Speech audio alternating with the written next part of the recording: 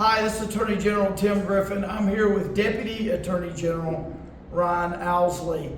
And I've been asked a lot of questions about the opinions process, the ballot initiated act process, amending the Constitution, that process, all these different processes and how that works as it relates to our Kansas citizen. And there are some differences in each of those, but there's also a lot of similarities. First, on opinions. So I'm the attorney. We here at the Attorney General's office, we're the attorneys for the state of Arkansas. We're not the private attorney for every Arkansan.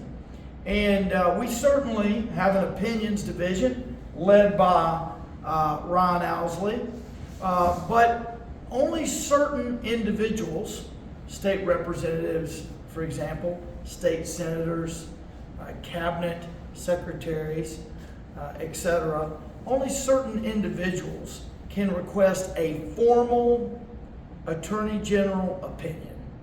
And those opinions are available on our website.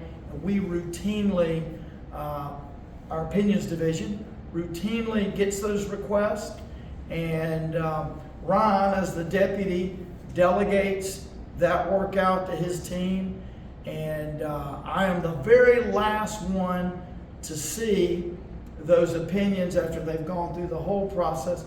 And I think, Ron, how many opinions have we issued this year? About 100? We're at 96 as of today. 96 as of today. So it'll be about 100 this year. I think last year, I wasn't here last year. I started in January, but last year they had, what, 30? Yeah, I wasn't here last year either. It was 32 was the 32. We're going to have about 100 this year. So we've really put an emphasis on opinions, because the legal community, legislators, policymakers, Arkansans depend upon our Attorney General opinions. They don't bind a court.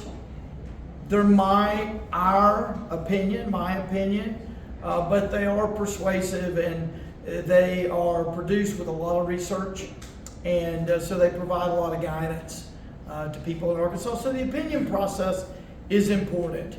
And I just want to emphasize, when people ask for an opinion, I may or may not know about that request. If it comes through me, if they send it to me, I'll hand it off to them. But many opinion requests come in, and I never know about them until the very last stage. And the way that will work is, so Ryan, as the head of opinions, will get that opinion request in. He'll delegate it. That person, that attorney, will work on that for weeks, and they'll get that finalized. They'll send it up to our general counsel's office, to my chief deputy, and I will be the very last one to see it. And I can say, I don't have specific numbers, but I can say of the 100, almost 100 that we've sent out this year, I approved them all at the very end. But I think I've made substantive changes to maybe none of them, Right. of all of them. And I've made stylistic changes maybe to 5 of them.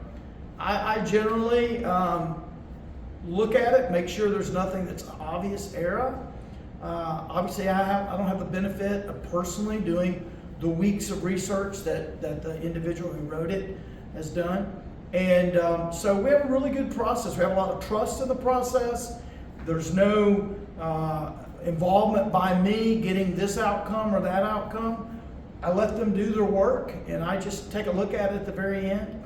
And the opinion gets issued and posted on the website. And on the issue of initiated acts, that's where basically Arkansans get together, decide they don't want to go through the legislature to change the law. They want to gather signatures and get something on the ballot. There's a lot of talk about that, particularly when people propose language and get rejected. There's frustration, totally get that. But let me tell you, the process is as fair as it could be, exactly like the opinion process I just described. Here's how it works. People will bring to this desk usually, or they'll mail it in, right? They'll bring their proposal, and they may give it to the individual here, who will then walk back on the second floor, take it to Ryan's office. Ryan will review that, he'll delegate it out, and an opinion will be written, correct? Correct.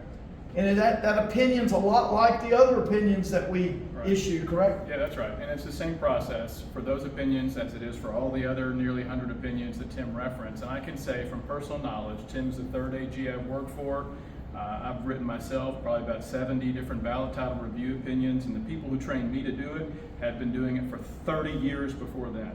And I can say from my own personal knowledge of those 70 or so ones that I've done and the process that we have now, it's the same process as it's always been. Yeah. Same standards, the same rigor of review, the same internal processes up.